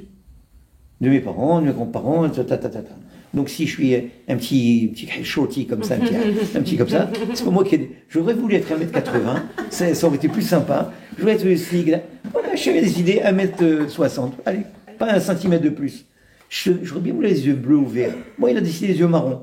J'ai les cheveux très crépus là, la Jackson, à la pan. Hachem, il a décidé tout pour moi. Il m'a fait naître dans la famille dont je suis né, dans la ville où je suis né, dans la ville natale, dans le contexte dans lequel je suis né, avec les mutations génétiques. Je n'ai rien décidé. Je suis le résultat d'une destinée déjà préétablie pour moi. Alors tu vas me dire, donc ça y est, j'ai pas libre arbitre. Même mes choix et mes goûts, si j'aime la tchoukchouka, c'est parce que j'ai grandi dans une maison marocaine. Et dans la maison marocaine, on mange la tchoukchouka. Alors si j'aime la tchoukchouka, c'est pas moi qui aime la tchoukchouka, c'est ce qu'on m'a appris de tout le temps à aimer, le poisson cuit, la dafina et tout ça. Donc j'ai rien choisi. Je suis complètement sous le joug des décisions qui ont été faites pas par moi. Quand je suis né, on m'a donné une claque, je suis sorti du ventre de ma mère, on m'a traumatisé. Après, je suis rentré dans telle école, c'est pas que je faisais l'école. Dans cette école, on m'a appris ce qu'on m'a appris. On aurait pu m'apprendre d'ailleurs dans une autre école. Ben, c'est cette école qui a été jouée. Finalement, j'ai rien de moi. Tout ce que je suis, c'est du préfabriqué. Et moi, je suis comme là au milieu. Et je subis ma génétique, ma condition congénitale, mon éducation, mon environnement, je ne l'ai pas choisi. Et on sait que l'environnement, il façonne l'être aussi. Alors, finalement, qu'est-ce que je suis? C'est ce que je suis. Ben, je suis tout ça, mais c'est pas moi tout ça. C'est ce que c'est le Ani, c'est ta Neshama. Et ta Neshama, elle a une seule chose, de reconnaître ou pas que tout procède du contrôle d'Hachem. C'est ça le libre arbitre. Le libre arbitre, à kol bidei shamayim, chutz mirat shamayim, à part la crainte divine. C'est quoi la crainte divine? C'est de reconnaître que tout procède d'Hachem ou pas. Quand un événement arrive, je peux deux choses l'une, ou croire qu'on m'impose cet événement, c'est à cause de mes parents, c'est la belle-mère qui m'a fait le sale coup, je la vois venir cette belle-mère, c'est une mégère, ah non, c'est mon patron qui est un voyou et c'est un radin, il m'a coupé mon salaire de paye. Tu peux trouver 1000 excuses. Mais c'est faux. Akol bidei shamayim, c'est reconnaître que tout procède d'Hachem. Tout ce qui t'arrive vient d'Akadosh Baruch Hu. C'est ça le libre arbitre, de reconnaître qu'Hachem est en contrôle de la création et de ta vie ou pas. Ça, tu as le libre arbitre. Et c'est ça où ton libre arbitre, il se limite, il est là. Est-ce que tu comprends que tout vient de lui? Et si ça vient de lui, alors dans ce cas, tu vas être beaucoup plus heureuse. Pourquoi? Parce qu'on dit, mi père, il a noté ça à la route. D'en haut, il n'y a aucun mal qui vient. Donc même si ça semble dans un premier temps mal et difficile à vivre, c'est une humiliation. Je suis en train de me faire harasser. Eh bien, tu sais quoi? Puisque c'est Hachem le maître du monde, et c'est lui qui conduit, et c'est lui qui dirige tout, et tout procède de lui, et même moi, mon être entier, finalement, j'ai rien décidé. Ce qui me reste à décider, c'est d'accepter le Hol Malchut Shamaim. Alors, écoutez bien le mot qu'on dit. Hol Malchut. Accepter la Malchut, le contrôle divin. Malchut veut dire l'autorité divine du ciel, l'autorité divine. C'est que j'accepte qu'il y a un maître du monde qui est en plein contrôle de ma vie, des événements de la vie, de ce qui se passe en Israël, dans les guerres d'Israël, dans l'échiquier mondial. C'est lui qui lève Melachim Beyad Hashem. C'est pas Kamala Harris qui va faire la différence, ou comment il s'appelle l'autre, Trump, ou le coco que vous avez ici, ou l'idiot que nous on a au Canada. C'est du bidon. Trudeau, pas machin, truc. Lève Melachim Beyad Hashem. Le cœur des rois, il est dans la main d'Akadosh Baruch Hu. C'est lui qui décide de mettre qui en position, quoi faire. C'est lui qui dirige l'échiquier. C'est lui qui joue aux échecs. Et nous, la seule chose qui nous reste à faire, Boré Olam, merci. Merci que ce soit toi. Heureusement que c'est toi qui dirige. Parce que donc nous, on essaie de diriger notre vie, ou le monde encore. C'est une catastrophe. Les tzadikim, ils savent faire ça. Alors sachez-le, qu'Akadosh Baruch Hu, il donne la clé des opérations seulement aux tzadikim. Seulement ceux qui sont arrivés à ce parfait raisonnement. Comme on dit, fuis le kavod, il te suit. Moshe Rabbeinu est arrivé à être ce qu'il est, Moshe Rabbeinu, et à diriger la nation, et amener, faire des miracles, et faire tout ce qu'il a dirigé, parce qu'il savait s'effacer complètement, redonner tout le kavod à Hachem. Comme il savait redonner le kavod à Hachem, alors Hachem lui donne tout le kavod à lui. Et il lui a donné toute la malchoute. Et David Ameler, il a fait la même chose. Des êtres exceptionnels comme ça, qui savaient reconnaître dans toutes les situations à Kajourourou, et se réduire. David Ameler, regardez combien il dit. L'Oberharbi, si je n'ai pas mis ma confiance dans mon épée, pourtant c'est un chef d'armée incroyable. Non. Et là, Kajourourou, il a mis sa confiance en Hachem. Tout procède d'Hachem. Quand on a cette conscience, c'est ça la teshuva, c'est ça redonner le kavod d'Hachem. Et quand on fait ça, ce qui fait Hachem, c'est ok, tu es digne, tu es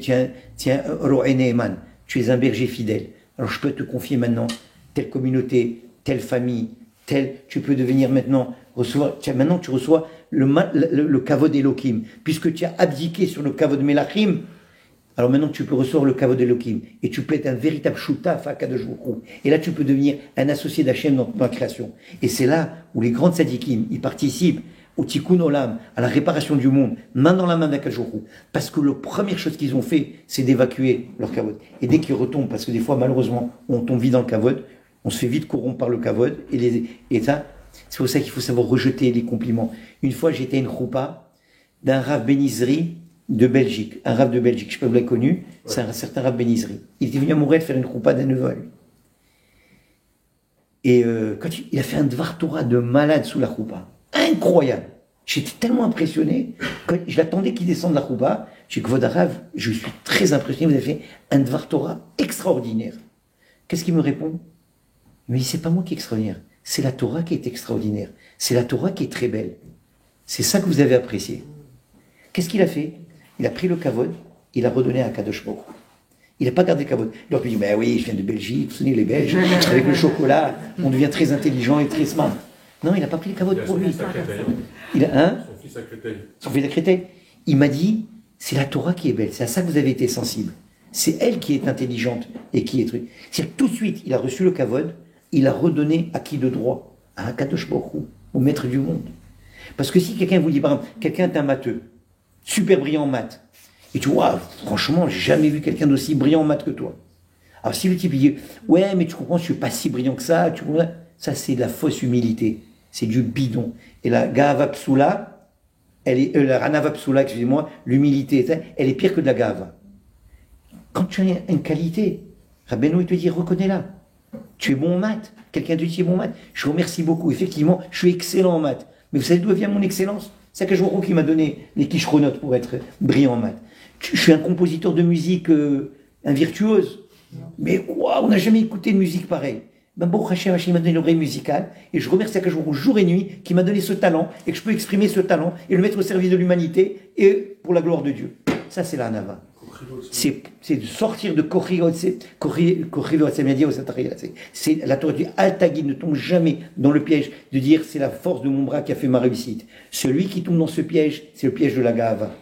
Et c'est là où tu vas te sortir, c'est tout le temps. La Torah, elle insiste tellement pour qu'on redonne le kavod à Hachem, qu'on redonne le kavod. Parce que lui, il a besoin pas de kavod. Il n'a pas besoin de kavod. Parce qu'en faisant ça, tu le fais exister. Tu remets les pendules à l'heure. Il existe, tu existes, et une histoire d'amour qui se crée. Et maintenant, on peut vivre cette relation avec Hachem. Mais quand on prend tout le kavod, et Hachem, on le fait sortir, on l'enferme dans un placard, comme la société occidentale est en train de faire, et l'orientale aussi, mais d'une autre façon, chacun à sa façon, il voit Hachem. Même si on peut crier 1000 fois qu'il est grand et puissant, mais c'est une façon aussi de le voiler. Et bien, sachez-le, que le kavod d'Hachem, quand il est établi, et ben non seulement il réside, lui, il ne t'enlève pas ta place, il te laisse ta place. Chacun trouve son... Et là, il y a une synergie extraordinaire, une histoire d'amour phénoménale qui se met en place, et c'est ça le Tikkun Olam. Parce que toute la faute au début, c'était la faute d'Adam Arishon. D'où est venu tout ce problème de kavod? C'est Adam et Chava quand ils ont mangé Zetadat. Qu'est-ce qu'il a fait le Nachash? Le Nachash, pour faire tomber Adam et Chava, il leur dit, mangez, vous serez comme Dieu. Vous êtes Kelokim, mangez. Vous allez devenir grand, vous allez tout comprendre. Et c'est vrai. C'est que dans le Gan Eden, quand Adam et Chava, ils marchaient, toutes les créatures du Gan Eden, ils pensaient que c'est Dieu qui marchait. Tellement ils étaient lumineux, c'était des êtres de lumière. Et ils se sont pris au sérieux. Ils savaient qu'ils avaient encore une madriga à atteindre, et ils se sont fait planter, et ils sont tombés dans la faute que le Zohar dit de Ana Emlor. Je veux moi. C'est comme un enfant, un adolescent rebelle. D'ailleurs, ils sont nés à l'âge de l'adolescence. Adam et Chava ne sont pas nés dans un chou-fleur. Ils ont été créés à un âge adulte, mais surtout, on peut dire, si on fait un calcul, un âge adolescent. Et quel est le problème d'un adolescent? C'est à ses parents, ne me dis pas quoi faire, s'il te plaît. Je sais quoi faire. Ils savent rien faire. Mais ils prétendent qu'ils savent tout faire. Et ils se rebellent contre les parents, jusqu'à qu'après ils grandissent et ils réalisent que leurs parents ont raison. Adam et Chava, ils ont dit, oh Hachem, ça suffit de contrôler notre vie. Nous aussi, on va décider. Ana Emlor. Premier problème. C'est ça qui entraîne la faute du Hasadat Tovala. C'est ça qui a entraîné un détour de 6000 ans d'histoire. Et ce qu'Akadosh Baruch Hu nous demande de réparer, c'est cette faute. Rends le monde de l'humilité, redonne le kavod d'Hachem, redonne la malchut à Akadosh Baruch Hu. Et tu vois, si tu fais ça, tu vas tout réparer et tu vivras une vie absolument heureuse. Tu ne seras jamais déprimé, tu ne seras jamais angoissé, tu verras toujours le tov, tu verras la nekuda tova partout, tu verras tout le pekav zechut, tu comprendras que c'est Hachem. Et à ce moment-là, ça y est, ta vie elle vient de prendre un nouveau tournant, et pour le meilleur évidemment. Et là, mais attention, c'est facile à dire. Mais combien difficile à réaliser dans notre vie? Parce que les Sahara, plus on se sophistique, plus lui devient sophistiqué. Tout celui qui grandit spirituellement, le Sahara il devient très sophistiqué. Après, il va t'attraper dans des points de gava que tu ne voyais même pas venir. Il te fait vivre un kavod que tu n'arrivais même pas. Alors, il fait très, très, très zahir. Faire toujours attention à toujours remettre le kavod à Hachem. Et tu sais, il te dira, Birman, quand est-ce que tu sais que tu es dans la bonne voie? Quand tu vas subir une humiliation et que tu te tais. Ça veut dire que maintenant, tu es en train d'intégrer ce principe. Ça veut dire que maintenant, tu es en train de subir la chose la plus terrible qui soit pour un être humain de subir, qui est la boucha, la honte, et que tu laisses et tu te tais et tu acceptes cette boucha. Ça veut dire que tu es sur la bonne voie et que tu es en train de vraiment comprendre que tout procède d'Hachem et tu es en train de le redonner. Alors, Bezrat Hachem, que ce soit comme ça, qu'on fasse une véritable chouva, qu'on ramène la malchut d'Hachem. Oui. Ben c'est ça le kavod d'Hachem. Il dit j'ai tout créé pour mon kavod, ça veut dire quoi? J'ai trouvé pour me sortir de mon placard, vous me sortez de ma vulnérabilité, de mon voilement.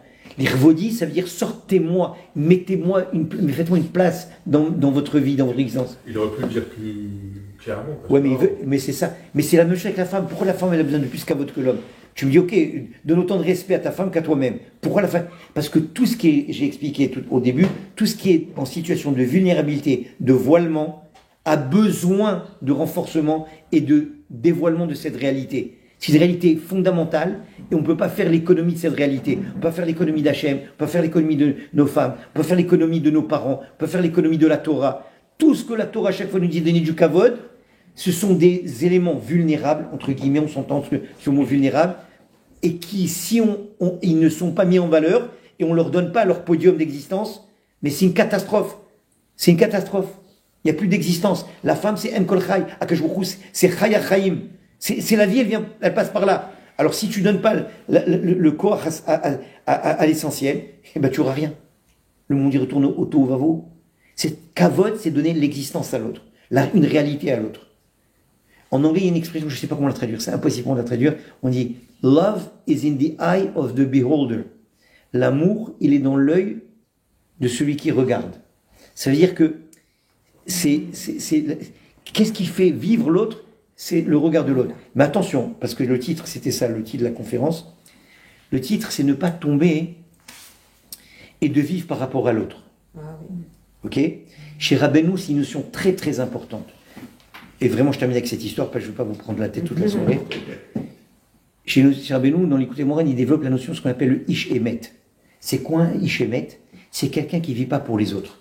Il ne vit pas pour la galerie, il ne vit pas pour Chaufouni, regardez-moi, il vit pour Hachem. Toutes ses actions, elles sont en regard pour le kavod d'Hachem.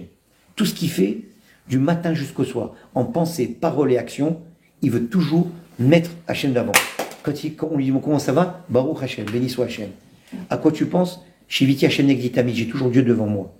Toujours à Kadosh Baruch Hu, toujours donner. Et les hommes, ils n'ont qu'à penser ce qu'ils veulent de moi, c'est pas important. Chez Rabbi Nachman, le Ishemet, c'est pour ça. Vous allez voir chez Breslev, il n'y a pas de tenue vestimentaire. Vous voyez un costume gris, Shabbat, j'ai un capota noir, j'ai des costumes bleu marine, chacun fait ce qu'il veut. Parce que je n'ai pas l'intention de me définir par rapport au regard de l'autre.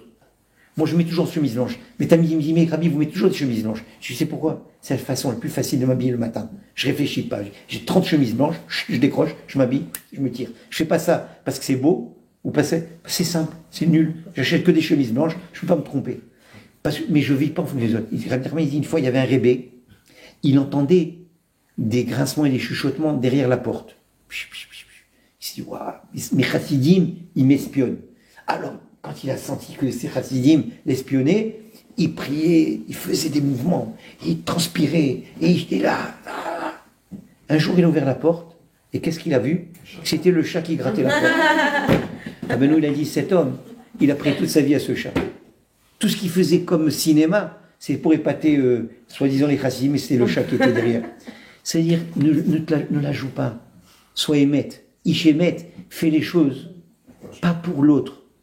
Ne cherche pas à plaire aux autres. De toute façon, tu seras toujours déçu du regard de l'autre. Parce que malheureusement, les gens ont un regard plus négatif que positif. C'est vrai que si tu vas chez un Breslev, bon, Hachem, Rabbi nous a tellement éduqués sur la Torah de Hazamra, de toujours voir le bien chez l'autre, de toujours jouer Bekav Zechut, la Nekuda Tova, combien de fois il nous a dit, Od Nekuda Tova. C'est vrai que bon, Hachem nous a aidés, il nous a prêté sa paire de lunettes, et maintenant on ne voit plus la vie en noir mais en rose, on voit que le bien chez les autres, et ça c'est le cadeau, un des grands cadeaux que Rabbi Nachman a fait ses chassidim, et à ceux qui suivent ses enseignements, c'est de toujours voir le bien. Mais malheureusement, ce n'est pas la majorité des gens. Porter une belle chemise blanche et une tache. Tu achètes une Hugo Boss, $300, et il y a une tache noire. C'est quelqu'un qui va dire, oh, tu as une tache. Il n'y a personne qui dit, ouais, tu as une Hugo Boss, $300, c'est magnifique, tu as une belle chemise. Personne ne va te dire que tu as une belle chemise. Par contre, la tache noire, tout le monde va te la repérer. C'est là que tout le monde va te dire, ah ouais, tu as une tache noire. Bien sûr, parce que l'œil humain, il a tendance à voir rien que le négatif. Rabbi Nachman, le tzaddik, il te rééduque. Regarde le positif. Et ne t'attends rien des hommes. Altiftar ben bene Adam. Ne mets pas ta confiance dans les hommes, ni dans leur regard, ni dans ce qu'ils vont te dire. Et si tu m'humilies, ne fais pas attention. Toujours clapper Shamaim, toujours vers le haut. Toujours vers le haut. Et quand tu as rien qu'Hachem dans ta vie, comme dit Lévi Améler, Shiviti Hachem Negdi Tamid, c'est pas je suis devant Hachem. Tamid, en permanence, 24 sur 24. Il est l'objet, c'est une obsession. Je suis obsédé de l'amour d'Hachem. J'adore Hachem. Akadosh Baruch Hu Anachnu Ovim Otra. Moi, je vous dis, la première fois que j'ai écouté ce chant, dernière histoire, c'est bon. C'était à Ouman il y a 20 ans, 25 ans, je ne sais pas combien. On était de 5000. Grave, on pouvait tenir jusqu'au Sirot, hein, on est jusqu'à 1h30. Il y avait, on était 5000 à personne à Ouman. Je ne sais pas qui c'est qui a lancé ce chant. Akadosh Baruch Hu, Anachnu Avim Otra, Vetaher Libenu, Leovdecha Behemet. Toute la cafétéria, c'est une cafétéria, c'est le mégometteur. Tout le monde était là. Il y avait au moins 3000 personnes dans cette cave. Pendant 2 heures, on a chanté ce chant. 2 heures. Où on déclarait notre amour pour Hachem. Quand j'ai vu ça, jamais j'ai vécu une expérience aussi intense de déclaration d'amour à Hachem. Jamais. Et tout le monde, et ça ne s'arrêtait pas. Impossible d'arrêter cette flamme. Ça, c'est qui nous a donné ça? C'est le tzaddik. On était chez le tzaddik. Le tzaddik, son cœur, il brûle pour Akadosh Baruch Hu. Et quand on vient chez lui, il te transmet cette flamme. Il te donne cette itlahavut. Il embrasse ton cœur pour Akadosh Baruch Hu. Parce que lui, il est déjà là-bas. Alors quand on vient le pèleriner, on vient chez les tzaddikim, il te donne ce feu. C'est pour ça qu'il faut suivre et s'attacher aux tzaddikim, parce qu'ils sont nos locomotives, ceux qui nous montrent le chemin et qui nous inspirent à grandir et s'attacher à Akadosh Baruch Hu. Mais tout est dans la dvekut Hashem. Tout est dans cette relation qu'on développe Hashem. C'est ce qu'Akadosh Baruch Hu, il attend le plus de nous. C'est de vivre d'une intensité. Et celui qui vit Karov Lachem, Karov Shadakol Koleav, tout celui qui l'invoque et qui est proche de lui, mais Vadaï qu'Hachem lui fera. Des fois, ça prend du temps. Eh bien, attends. Ne t'énerve pas. Ne t'impatiente pas. Ne déprime pas. Comprends que ces humiliations de la vie que tu es en train de subir, c'est ça ta teshuva, c'est ça ton tikkun dans ta vie. Et tu verras que si tu acceptes, et plus tu rentres dans un état de bitoul, et plus ta solution elle arrivera le plus vite. Des fois, on est nous-mêmes merakev dans les yeshuot. On empêche les yeshuot de venir parce qu'on veut prendre contrôle de la situation. Ne prends jamais contrôle d'une situation. Moi, j'avais le rabbi de Tosh. Vous avez entendu parler du rabbi de Tosh? Le rabbi de Tosh, c'est un méga tzaddik. Rabbi David de Naharia, il a dit que c'était non seulement un des 36 tzaddikim, c'était le Baal Tfila de la génération. C'est qu'on dit Holy Kadosh Kalyon. Moi, j'étais très proche de lui. Vous voyez, qu'est-ce que c'est secrétaire? Moi, j'ai vu ça 10 fois. Si Shamashim, il venait, allez, on s'en va. Ok. Lui, il veut rester. Mais maintenant que Shamashim, c'est que c'est Minashamé, Hachem, il veut que je m'en vais. Il se levait, il partait. Allez, maintenant, on va faire. Il était à l'écoute de ses Shamashim. Il contrôlait tout. Le tzaddik, à un moment donné, il lâche complètement le contrôle. Il comprend que tout ce qui arrive, c'est Ashgacha d'Hachem. Tout ce qui procède, comme il dit Rabbi Noah, Aleph de l'écouter Moran, c'est de saïr les istakel bechorma shesh bechol davar. Tu dois voir la chorma qu'Hachem il a investi dans tous les aspects de la création, dans tout ce qui te vient. Tu entends une parole, c'est pas par hasard, c'est une façon d'Hachem de te parler, de t'adresser. Tout procède d'Hachem.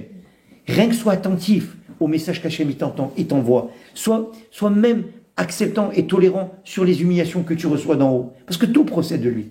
Et le tov et le ra. Et que la Gemara elle termine en disant Keshem vachematov, c'est Gamle le vachetaraha. La Gemara dans Kiddushin dit la même façon que tu dois bénir Hachem quand une bonne chose elle t'arrive. Alors dans 2 endroits. Brachot 54. Ah, kol hakavod. Merci de voir la référence. Brachot 54. On merci. Passez aussi un message d'Hachem. Nad, Limatria. De la même façon aussi, tu dois le remercier quand des choses mal elles arrivent. Comment? On est des masochistes, j'ai un truc mal qui m'arrive, je remercie Hachem. Oui, remercie-le, parce que toi tu crois que c'est du mal. Mais Hachem, il te réserve quelque chose d'immensément grand. Il n'y a rien de mal. Rabbi Nachman dit en vérité, le mal n'existe pas. Le mal, c'est une illusion. Ah oui, tu vois, on dit moi, et les Hitler, et les machins, et la Shoah, et Auschwitz, c'est pas du mal. Et ce Hezbollah, et tous ces trucs, c'est pas du mal, tout ça. Toi, tu le vois comme du mal. Et tu réagis par la tristesse, par l'angoisse. Non, garde ta émouna, garde ta simcha. La simcha, elle reste toutes les xérotes. La simcha, elle casse tous les décrets. Mais quand tu es sous le din, sous le décret, tu as envie d'être triste, de te sentir comme une victime. Non, tombe pas dans le piège de la victimisation. Reste positif. Reste quelqu'un qui continue à louanger Hachem contre toute logique. La émouna, c'est l'anti-logique, c'est l'anti-sechel. Là où le sechel s'arrête, la émouna, elle prend le relais. C'est la plus haute forme d'intelligence, c'est la émouna. C'est de savoir que Enon Milevado, s'il y a ça, c'est que c'est pour le bien. Akol et Tova. Quand tu as cette attitude et ces réflexes, mais ta vie, elle change. Tu peux avoir les plus gros problèmes au monde. Quelqu'un peut voir d'extérieur, le pauvre celui-là. Mais lui, il te dit, je suis pas pauvre. Rabbi Zouché d'Anipoli. Une fois, il y a un pauvre qui est venu voir un type qui avait tous les malheurs du monde. Il est venu voir son frère, le Noam Elimelech. Non, il le voit, il dit, mon fils, là, c'est trop, là. Tu as un cas vraiment, un cas avancé de problème. Il dit, le seul qui peut t'aider, parce que aussi c'est un bali sourim, c'est mon frère, Rav Zouché d'Anipoli. Va le voir, lui, peut-être te donner un conseil. Moi, je suis pas capable j'ai pas les conseils pour ce genre de. Il va voir Rav Zouché d'Anipoli, il arrive à Anipoli, où est-ce qu'il est Rav Zouché? Au fond du village, la maison. Mais quoi, une cabane en mode destruction, il rentre, mais la catastrophe totale. Il dit oui, qu'est-ce que tu es venu, mon fils, qu'est-ce que tu veux? Il dit voilà, c'est votre frère qui m'a envoyé. Il m'a dit, vous pouvez me conseiller comment vivre mes Issourim. Apparemment, vous, si vous avez beaucoup d'Issourim, vous êtes en mesure de me donner des conseils. Il regarde, moi j'ai des Issourim. Mais il est fou, mon frère, de quoi il parle? De quoi il parle? Regarde tout ce que j'ai. T'as allé chez mon là, j'ai tout dans ma vie. Je suis l'homme le plus heureux. Mais de quoi il parle? J'ai pas d'Issourim. C'est quoi son truc à mon frère? Qu'est-ce qu'il t'envoie? Ça, c'est le tzaddik qui, à un moment donné, il ne voit que le tov.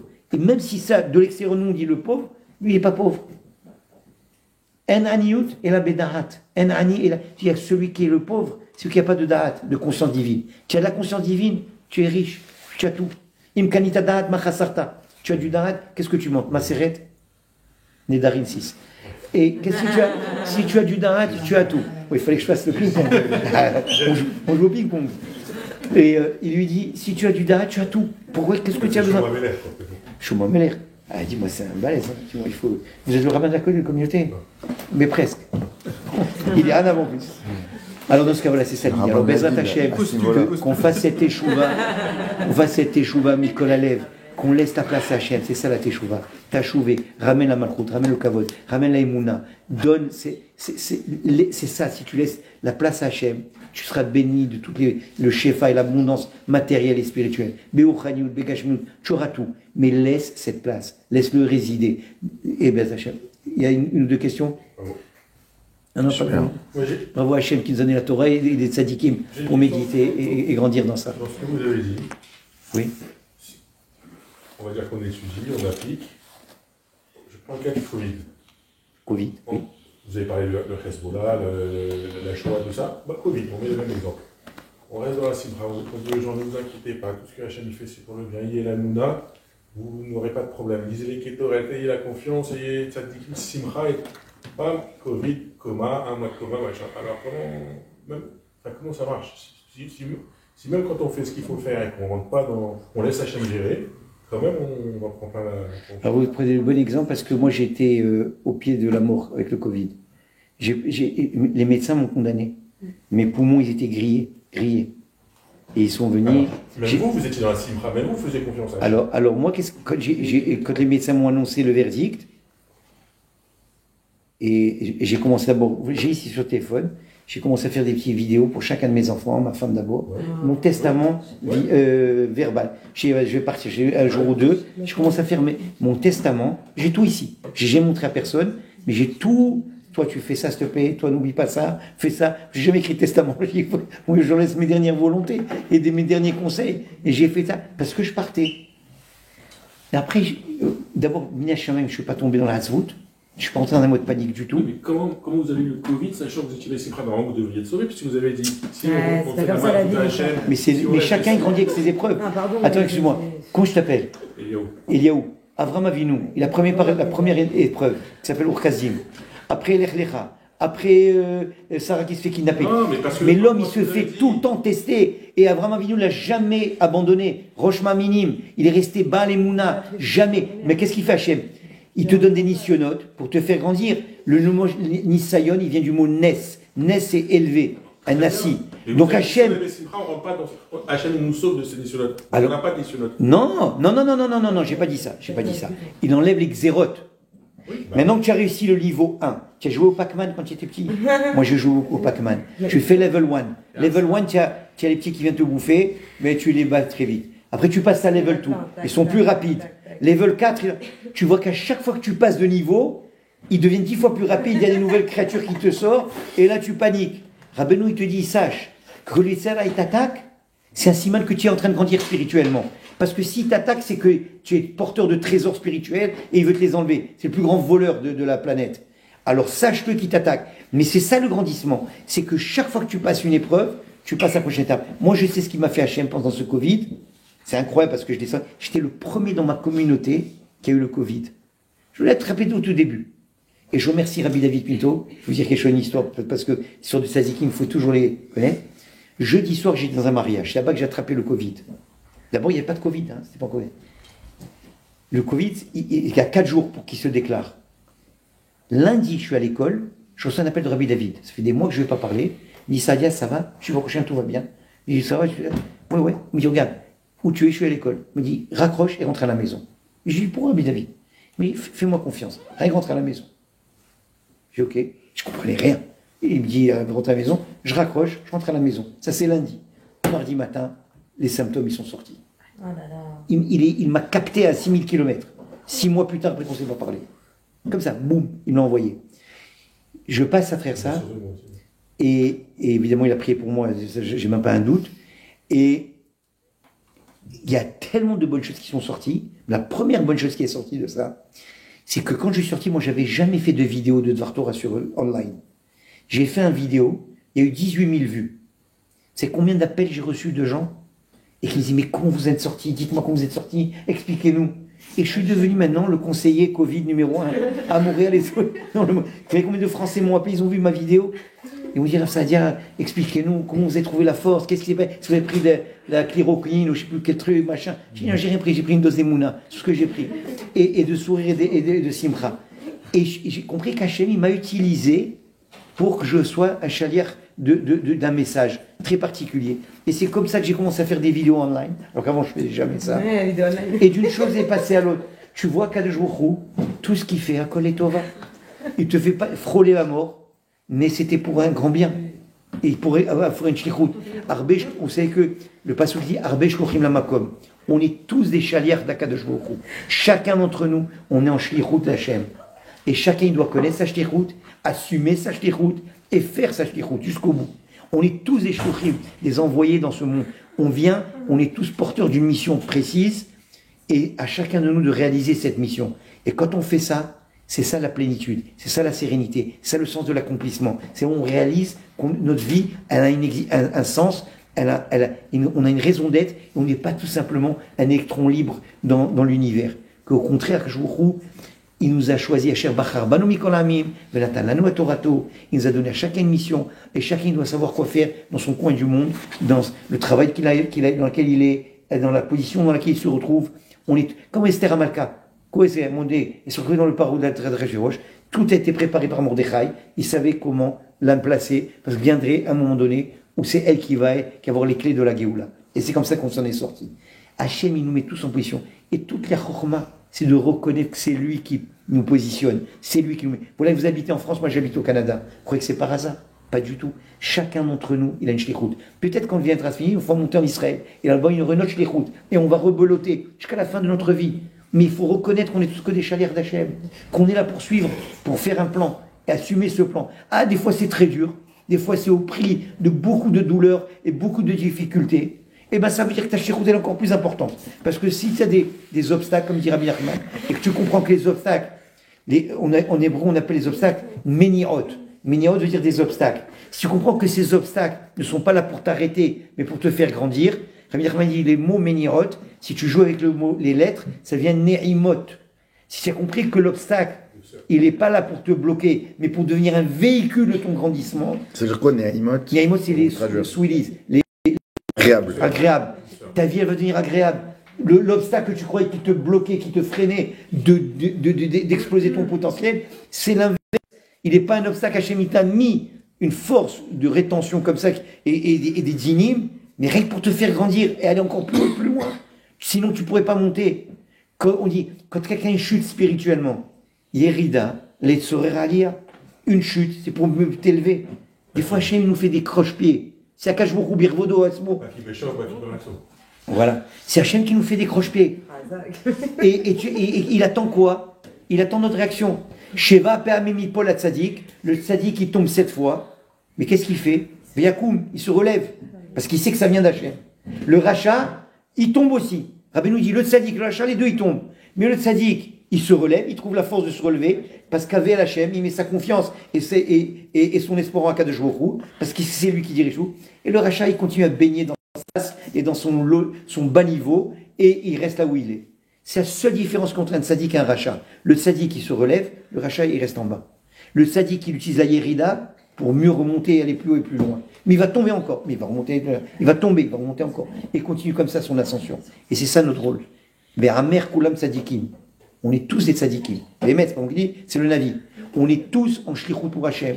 On a tous une mission fondamentale. Il faut non seulement l'accepter, l'assumer, avoir un bitoul devant ça. Et quand il y aura des contrariétés et des humiliations, il faut les accepter. C'est facile à dire, vous allez me dire, c'est très dur à vivre, absolument. C'est ça le challenge. Et plus le challenge il est grand, le défi il est grand, et plus le résultat sera grand. Et quand on a cette attitude, et on reste Bessimra, Behemuna, et on voit toujours la main d'Hachem dans tous les aspects de notre vie, mais notre vie, elle prend un autre tournant. C'est une nouvelle vie. C'est une nouvelle réalité. C'est un amour infini avec Hachem. Tu chemines avec Hachem en permanence. Tu es toujours avec Akadosh Baruch Hu. Tu es dans un autre mode, dans une autre bulle. Et c'est ça qu'Hachori nous a promis et qui nous donne à qui veut bien suivre ses conseils. Béat Hachem, qu'on soit zoché de faire ses conseils. Amen.